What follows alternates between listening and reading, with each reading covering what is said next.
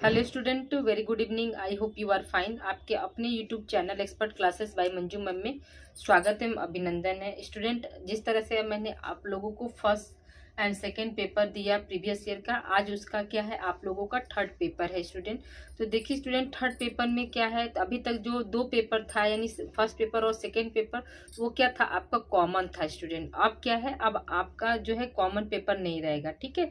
यानी जो human development के बच्चे हैं वो अपना पेपर करेंगे और जो फूड एंड न्यूट्रिशन के बच्चे हैं वो अपना पेपर जो है एक ही में आएगा स्टूडेंट, लेकिन जो है आगे पीछे रहता है। तो देखिए आपको हम बता दे रहे हैं, यहाँ पर देखिए क्या है, एमए एमएससी प्रथम सेमेस्टर क्या है आपका जो है प्रश्न पत्र कौन सा है, तृतीय प्रश्न पत्र है स्टूडेंट। देखिए आपका पहले ही पेपर पे यहाँ नाम लिख दिया गया है, history and theories of human development. समय क्या है, 3 घंटा है आपका, और पूर्णांक कितना है, 75।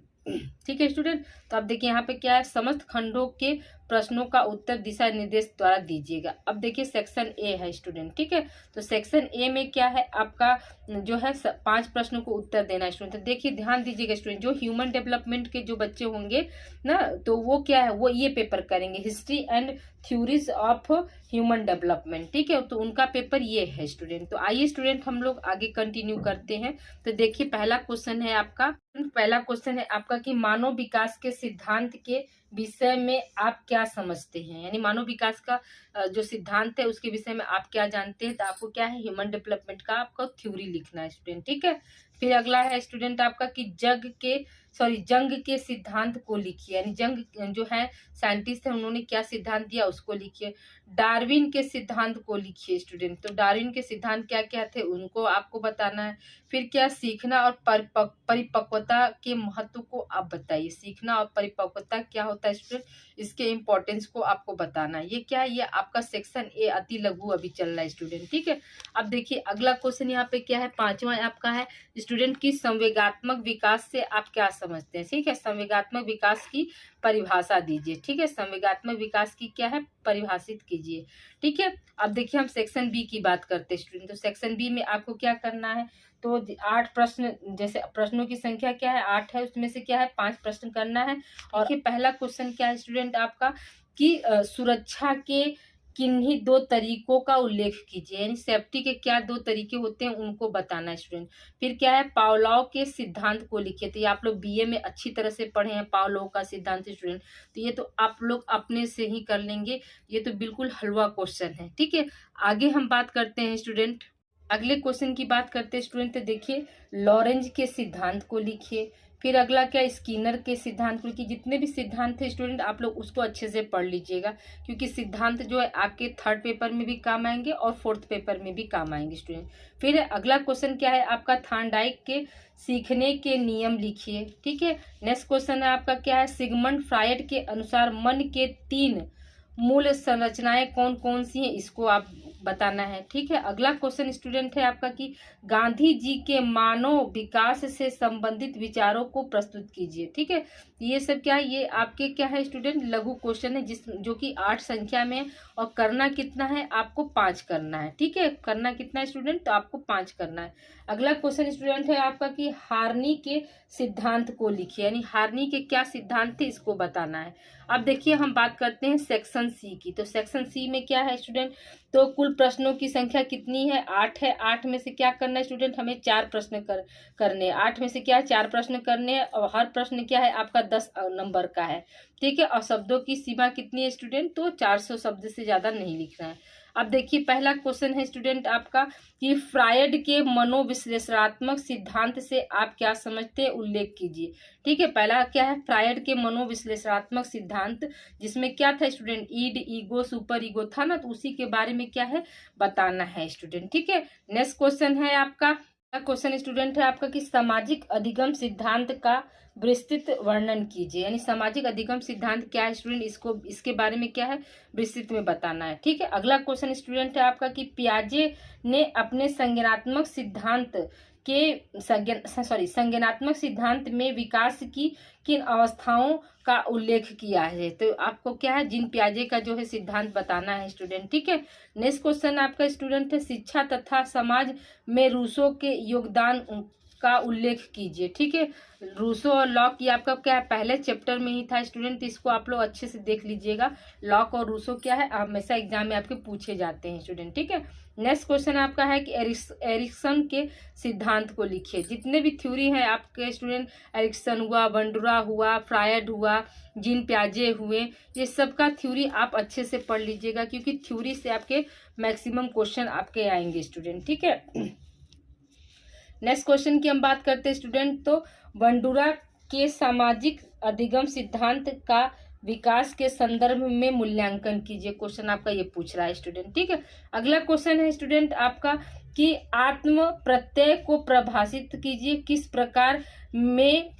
प्रकार से मानव विकास में भूमिका निभाता है, व्याख्या कीजिए स्टूडेंट। ठीक है, नेक्स्ट क्वेश्चन आपका है स्टूडेंट कि मानव विकास के सिद्धांतों को लिखिए। मानव विकास के कौन कौन से सिद्धांत होते हैं स्टूडेंट, इसको लिखना है। देखिए स्टूडेंट, अब ये क्या है, ये आपका जो है पार्ट 2 है, जो कि क्या है, एमएससी के जो बच्चे हैं वो करेंगे।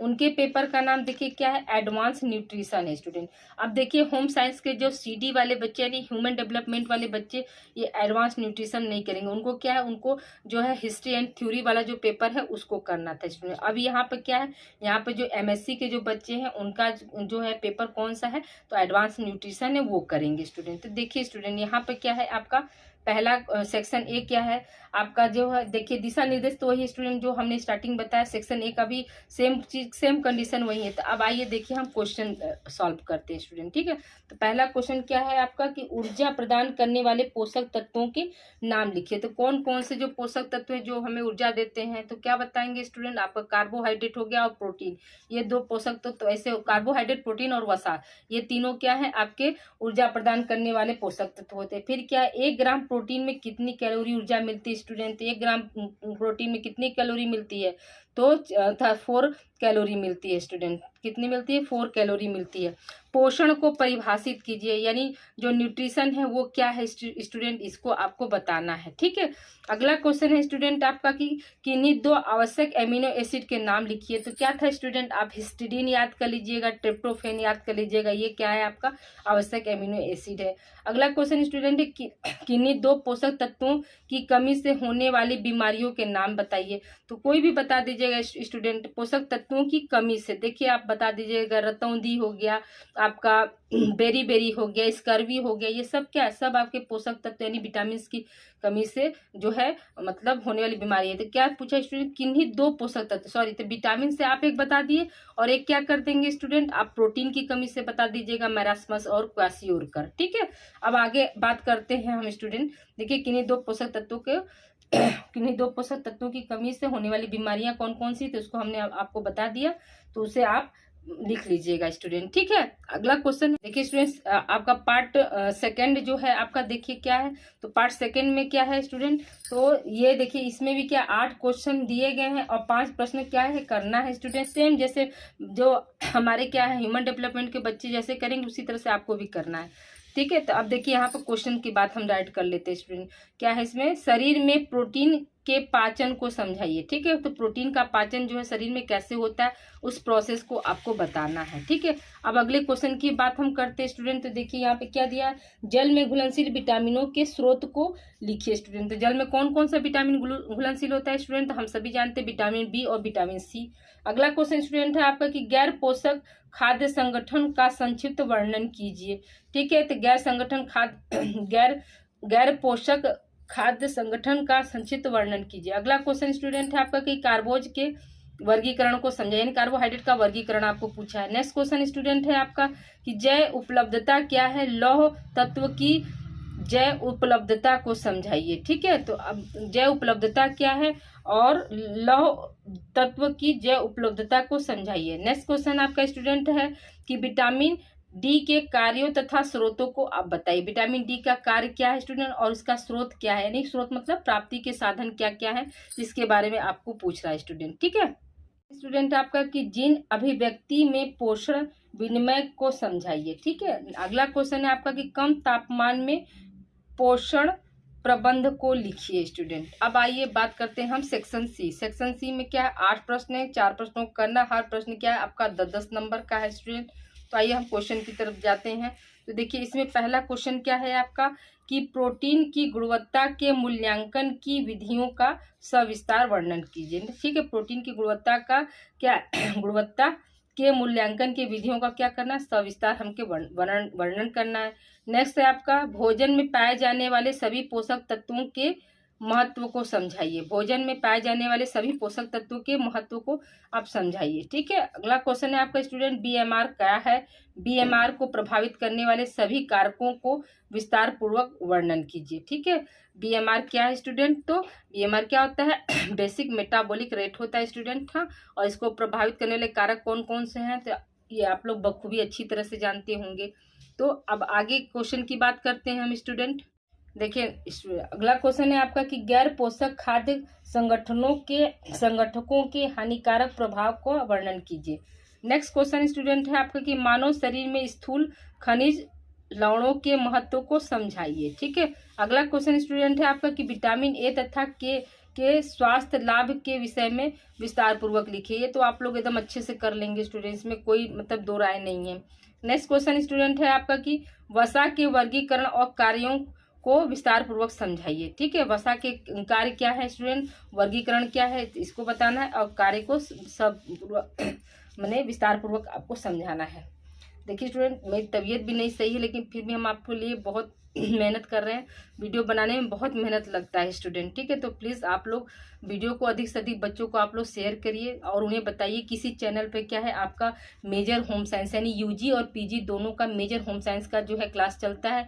और जो यूजी के बच्चे हैं यानी बीए बीएससी बीकॉम के बच्चे जो हैं उनका को करिकुलर का भी क्लास इसी पर है स्टूडेंट। वो प्ले लिस्ट के जरिए जाकर अपने सेकेंड सेमेस्टर और फोर्थ सेमेस्टर की क्लास देख सकते हैं और प्रैक्टिस सेट के जरिए क्या है अपने तैयारी को बेहतर कर सकते हैं स्टूडेंट। ठीक है, आइए अब बात करते हैं स्टूडेंट। देखिए कुपोषण क्या है पोषक तत्वों की कमी से होने वाली बीमारियों का वर्णन कीजिए। ठीक है, तो कुपोषण यानी मल न्यूट्रिशन क्या है, तो कुपोषण जो है क्या कैसे होता है स्टूडेंट, तो जाहिर सी बात है कि प्रोटीन की कमी से जो है क्या है कुपोषण हो जाता है स्टूडेंट।